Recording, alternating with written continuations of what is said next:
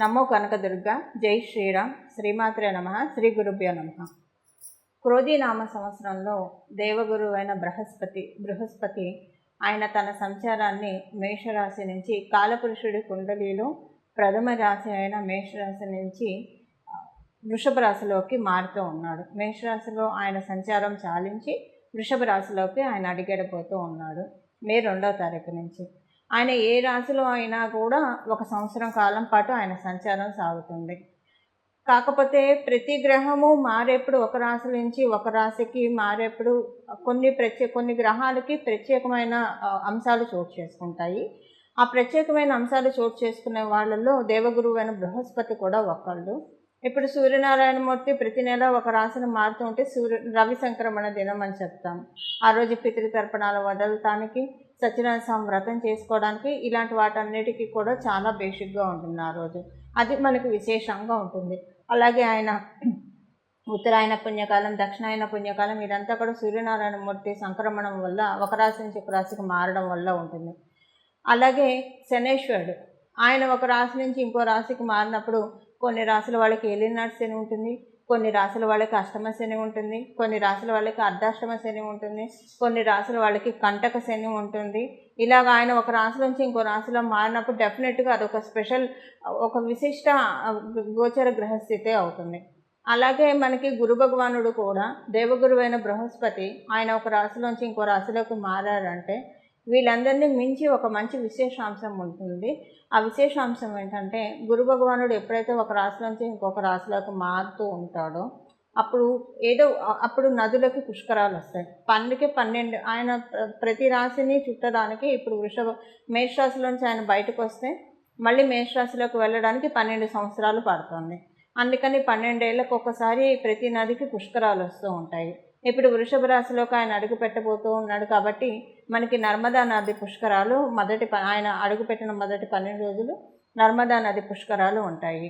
అలాగా గురు భగవానుడు ఒక రాశిలోంచి ఇంకో రాశిలోకి మారుతున్నాడు అంటే కనుక డెఫినెట్గా పుష్కరాలు నదికి వస్తాయి. అంటే 12 నదులకి పుష్కరాలు వస్తాయి అన్నమాట. 12 సంవత్సరాలకు ఒకసారి రావడానికి కూడా కారణం అదే, ఏ నదికైనా కూడా. ఎందుకంటే మళ్ళీ ఆ రాశిలోకి ఆయన వదిలేసిన తర్వాత మళ్ళీ ఆ రాశిలోకి రావడానికి 12 సంవత్సరాల టైం లిటరల్గా తీసుకుంటాడు. అందువల్ల ఇప్పుడు గురు భగవానుడు ఒక సంవత్సర కాలం పాటు వృషభ రాశిలో ఆయన సంచారం సాగుతుంది. మధ్యలో ఆయన వక్రగతిలోకి కూడా వెళ్తూ ఉన్నాడు. వక్రగతిలోకి ఎప్పుడు వెళ్తున్నాడు? అక్టోబర్ 10వ తారీఖు నుంచి వక్రగతిలోకి వెళ్ళి అక్కడి నుంచి కొన్ని నెలల పాటు అంటే ఫిబ్రవరి 2వ తారీఖు 2025వ సంవత్సరము ఫిబ్రవరి 2వ తారీఖు వరకు కూడా ఆయన వక్రగతిలోనే ఉంటాడు. సో ఈ వక్రగతి గురించి మళ్ళీ మనం సపరేట్గా మన ఛానల్లో అప్డేట్స్ వస్తూనే ఉంటాయి. వక్రగతి గురించి ఒక స్పెషల్ వీడియో చేయాల్సింది. ఎందుకంటే అది దీంట్లో మిక్స్ చేయడానికి లేదు. దాని ఫలితాలు ఎలాబరేటెడ్గా చెప్పలేము. ఇందులోనే చెప్పేస్తే కంప్రెస్డ్ అయిపోయి వివరంగా చెప్పడం కష్టం అవుతుంది. కాబట్టి దాని గురించి సపరేట్ నోటిఫికేషన్స్ వస్తాయి, అప్డేట్స్ వస్తాయి. ప్రస్తుతం అంటే మీకు ఒక అంచనా కోసం అసలు ఆయన గ్రహస్థితులు ఎలా ఉంది, ఆయన ఈ సంవత్సరంలో వక్రగతిలో వెళ్తున్నాడా, సవ్యగతిలో ఉన్నాడా, ఈ విషయం తెలుసుకోవడం వరకే. అక్టోబర్లో వక్రగతిలో వెళ్ళే గురు భగవానుడు మళ్ళీ 2025 ఫిబ్రవరిలో వక్రగతి నుంచి బయటకు వస్తాడు. సంవత్సరం కాలం పాటు కూడా ఆయన వృషభ రాశిలో సంచారం జరుగుతుంది. వృషభ రాశి అన్ని రాశుల్లోకి మనం చూసుకుంటే కనుక వృషభ రాశి ఆయనకి పూర్తిగా అనుకూలం కాదు. వృషభ రాశి అనుకూలం కాదు ఆయన సంచారానికి. మిథున రాశిలో ఆయన కంఫర్టబుల్గా ఉండడు, కన్యా రాశిలో అసలు కంఫర్టబుల్గా ఉండడు, తులారాశిలో ఆయన కంఫర్టబుల్గా ఫీల్ అవ్వడు. కానీ వృషభ రాశిలో ఆయన కంఫర్టబుల్గా ఫీల్ అవ్వకపోయినా సరే ఆయన ఇవ్వాల్సిన రిజల్ట్స్ ఆయన ఇస్తాడు. కొన్ని విషయాల్లో జాగ్రత్తలు కూడా ఇండికేట్ చేస్తూ ఉన్నాడు. మనందరికీ కూడా కొన్ని విషయాల్లో జాగ్రత్తలు ఇండికేట్ చేస్తూ ఉన్నాడు. వృషభ రాశికి అధిపతి శుక్రాచార్యుల వారు, ఇద్దరు గురువులు. అందువల్ల ఏంటంటే కొంత బేసిక్ ఫండమెంటల్ డిఫరెన్సెస్ డెఫినెట్గా ఉంటాయి. ఆ బేసిక్ ఫండమెంటల్ డిఫరెన్సెస్ వల్ల కొంత అందరూ కూడా ఇబ్బంది పడటానికి అవకాశం ఉంటుంది. బట్ ఆయన జీవం పోస్తాడు, ఆయన జీవకారకుడు కాబట్టి కాలపురుషుడు కుండలిలో 2వ స్థానంలోకి ఆయన రావడం అంటే జీవం పోస్తూ ఉంటాడు. దేంట్లో జీవం పోస్తాడు? కుటుంబం విషయాల్లో, ఆర్థికపరమైన విషయాల్లో మంచి జీవం పడుతుంది. అందరికీ కూడా అంటే ప్రతి ఒక్కళ్ళకి ఇప్పుడు మనం అవ్వడానికి క్రోధీనామ సంవత్సరం అయినా కూడా ప్రతి ఒక్కళ్ళకి అవతల వాళ్ళతోటి మాట మంతి చాలా బాగా ఉంటుంది. ఇప్పుడు మనం మాట్లాడిన మాటలు అవతల వాళ్ళు రిసీవ్ చేసుకునే దాన్ని బట్టి ఒక్కొక్కసారి మన ఆనందం కూడా ఆధారపడి ఉంటుంది. సో అంటే ఒక్కొక్కసారి మనం మాట్లాడే మాటలు అవతల వాళ్ళు శభాషను అప్రిషియేట్ చేస్తే ఒక చిన్న ఆనందం లోపల కలుగుతుంది. అలా కాకుండా వాళ్ళు ఏదన్నా సర్కాస్టిక్గా మాట్లాడితే బాధ అనిపిస్తుంది. వాటన్నిటికి అతీతంగా ఈ సంవత్సరం గురు భగవానుడు ప్రసాదించబోతూ ఉన్నారు. ప్రతి ఒక్కళ్ళకి ఈ విషయం వర్తిస్తుంది. ప్రత్యేకించి మ్యూజిక్ ఫీల్డ్స్లో ఉన్న వాళ్ళకి ఇది చాలా మంచి శుభ సమయము. టీచింగ్ ప్రొఫెషన్లో ఉన్న వాళ్ళకి ఇది గురు భగవానుడు వృషభ రాశి ట్రాన్సిట్ చాలా మంచి శుభ సమయము. గురుస్థానంలో ఉన్నవాళ్ళు, అది ప్రవచనకారులు కావచ్చు, జ్యోతిష్యం చెప్పేవాళ్ళు కావచ్చు, వాస్తు చూసేవాళ్ళు కావచ్చు, న్యూమరాలజిస్టులు కావచ్చు, లేదా ఆధ్యాత్మికవేత్తలు కావచ్చు, వీళ్ళందరికీ కూడా ఈ సంవత్సరం చాలా బాగా ఉంది. ఆర్థికంగా చాలా బాగా ఉంది. అంటే లక్ష్మీ అమ్మవారి ఆశీస్సులు బాగా అందుతాయి ఈ ఫీల్డ్స్లో ఉన్న వాళ్ళకి. అలాగే మీరు యాంకర్ ఫీల్డ్స్లో ఉన్న వాళ్ళు అందరికీ కూడా, అంటే ఇప్పుడు అది మీరు వృషభ రాశిలో పుట్టాలనే రూల్ లేదు. ఇప్పుడు చెప్పే అన్నీ కూడా ఓవరాల్గా అప్లికేబిలిటీ ఉన్న విషయాలు నేను ముందు ప్రస్తావిస్తున్నా. రాశి వారీగా మళ్ళీ మనం విడివిడిగా ఒక్కొక్క రాశి వాళ్ళకి తెలుసుకుందాము. ఓవరాల్గా చెప్తూ ఉన్నాను. ప్రత్యేకించి గురు భగవానుడు వృషభ రాశిలో సంచారం స్త్రీలందరికీ కూడా జీవం పడుతుంది. స్త్రీలకు డెఫినెట్గా ఇది చాలా ప్లస్ సంచారము. ఏదో మీరున్న ఏ రంగంలో మీరున్నా కూడా దాంట్లో బాగా లైమ్లైట్లోకి వెళ్తారు. అందరికీ వర్తిస్తుంది ఇది.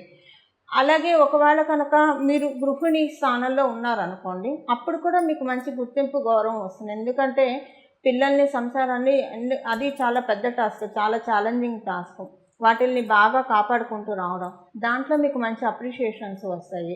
ఇలాగ ప్రతి విషయంలో కూడా స్త్రీలందరికీ మంచి శుభ సమయము క్రోధినామ సంవత్సరంలో ఉంది.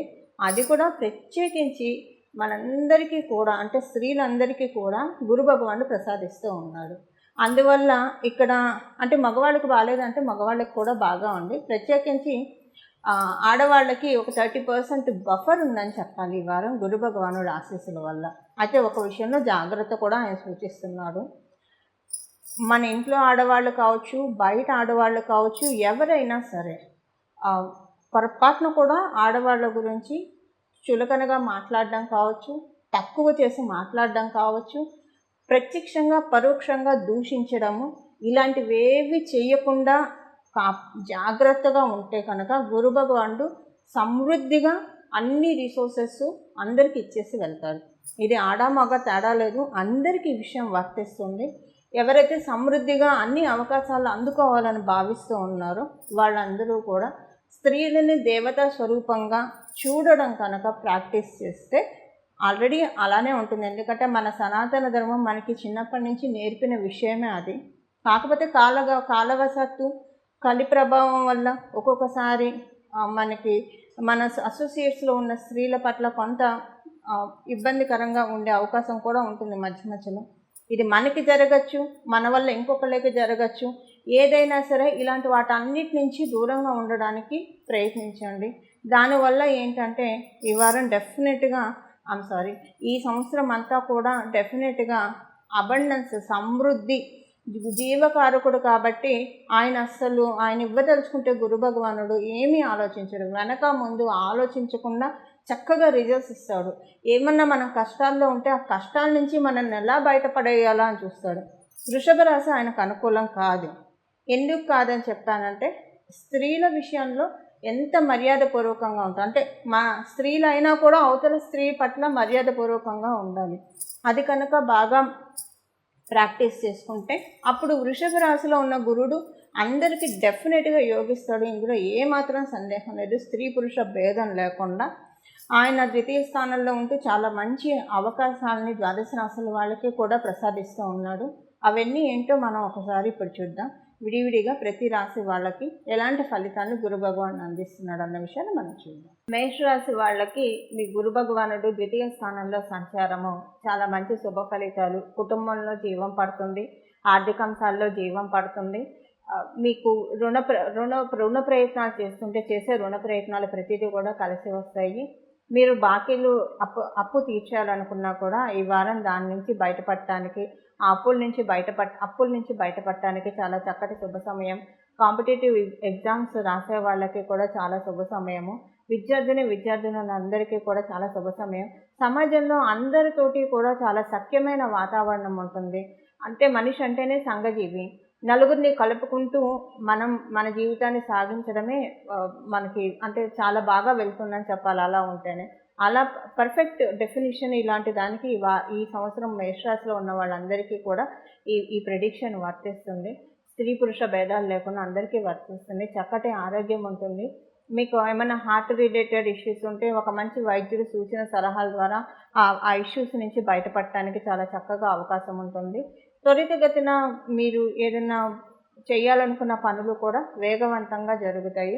ఉద్యోగస్తులందరికీ కూడా గురు భగవానుడు ట్రాన్సిట్ చాలా చక్కటి శుభ ఫలితాలను అందిస్తూ ఉంది. వ్యాపారస్తులకి మిశ్రమంగా ఉంది. అంటే మనం ఓవరాల్గా చూసుకుంటే ఫినాన్షియల్గా బాగా ఉంది కాబట్టి వ్యాపారస్తులకి బాగుందనే మనం చెప్పాలి. కాకపోతే ప్రత్యేకించి గురు భగవానుడు ఆశీస్సులు ఉద్యోగస్తులకు అందిస్తున్నాడు. వ్యాపారస్తులకి కూడా కొత్త ఇన్కమ్ రిసోర్సెస్ అందించడం ద్వారా, కొత్త ఆపర్చునిటీస్ మీకు ఇవ్వడం ద్వారా వ్యాపారస్తులకి చక్కగా గురు భగవానుడు బ్లెస్ చేస్తున్నాడు. ఇవి మీ మేషరాశి వాళ్ళకి గురు భగవానుడు ఇచ్చే శుభ ఫలితాలు. పరిహారం ఏం చేసుకోవాలి? గురు భగవానుడు వృషభ రాశిలో ఉంటూ ద్వాదశ రాశుల వాళ్ళకి ఇచ్చే మంచి ఫలితాలని ఇంకా ఒడిసి పట్టుకోవడానికి ఎలాంటి పరిహారం చేయాలి? ఇప్పుడు ఒక చిన్న పిల్లాడి చేతిలో ఏమన్నా పెడితే ఎక్కువ పట్టుకోలేరు. వాళ్ళ అరచేతులు ఎక్కువగా ఉండదు, పెద్దదిగా ఉండదు, కొంచెమే పట్టుకోగలుగుతారు. అదే వాళ్ళకు ఒక గిన్నెలోనో ఒక సంచిలోనో ఒక డబ్బాలోనో పోసి పెడితే తర్వాత తింటారు. అలా మనం కూడా భగవంతుడు ఇచ్చే యోగాన్ని మనం ఏం పట్టుకోలేమండి, పూర్తిగా పట్టుకోలేం, పూర్తిగా క్యాచప్ చేయలేం. అలా క్యాచప్ చేయడానికి ఒక గురు భగవానుడు మాత్రమే మనకు అవకాశాన్ని ఇస్తాడు. ఇలా క్యాచప్ ఎలా చేయాలి అది ఇప్పుడు మనం పరిహార రూపంలో తెలుసుకుందాము. ఈ సంవత్సరం అంతా కూడా కృష్ణం వందే జగద్గురు అంటారు. కృష్ణ పరమాత్ముడిని ఆరాధించడము, కృష్ణ పరమాత్ముడు చెప్పిన గీత వినడము, భగవద్గీత వినడము, భగవంతుడి నోటిలో నుంచి వచ్చిన ప్రతి వర్డ్ కూడా, ప్రతి అక్షరం కూడా చాలా మహిమాన్వితమైనవి. అది వింటూ ఉండాలి. అంటే విన్న ప్రతి అక్షరం కూడా మనం జీర్ణింప చేసుకుంటూ ఉండాలి. నరాల్లో జీర్ణింప చేసుకునే విధంగా శ్రీకృష్ణ పరమాత్ముడు బోధించిన భగవద్గీత వినడము చాలా మంచి ఫలితాన్ని నిస్సందేహంగా ఇస్తుంది ఈ సంవత్సరం ద్వాదశ రాశుల వాళ్ళకి కూడా. అలాగే శ్రీకృష్ణ పరమాత్ముడు ఆరాధన చాలా మంచి చక్కటి శుభ ఫలితాలను ఇస్తుంది. దక్షిణామూర్తి స్వామి వారి ఆరాధన, హయగ్రీవ స్వామి వారి ఆరాధన, దత్తాత్రేయ స్వామి వారి ఆరాధన, సాయిబాబా వారి ఆరాధన, రాఘవేంద్ర స్వామి వారి ఆరాధన, మీకు ఎవరైనా గురువులు ఉంటే వారి ఆరాధన, బయలాజికల్ గురువులు మీకుంటే ఒకసారి వాళ్ళకి ఏమన్నా కానుకలు సమర్పించడానికి కూడా ప్రయత్నించండి. చాలా మంచి సత్ఫలితాలు వస్తాయి.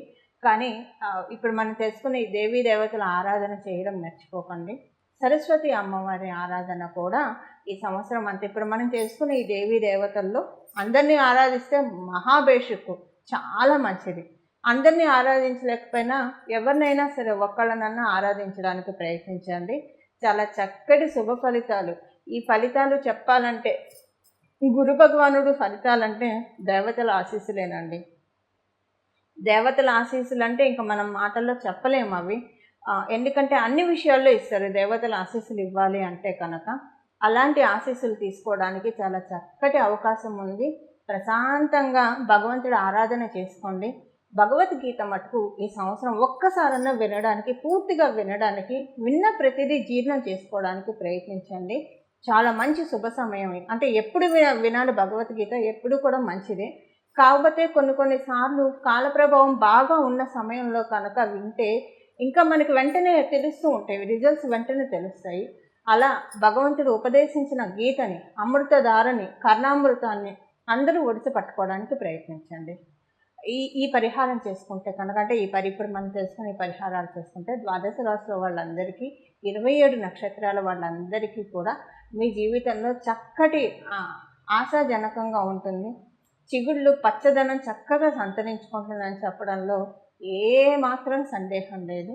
ఇది గురు భగవానుడు ఉవాచ, గురుగ్రహం గురుదేవుడి యొక్క ఉవాచ.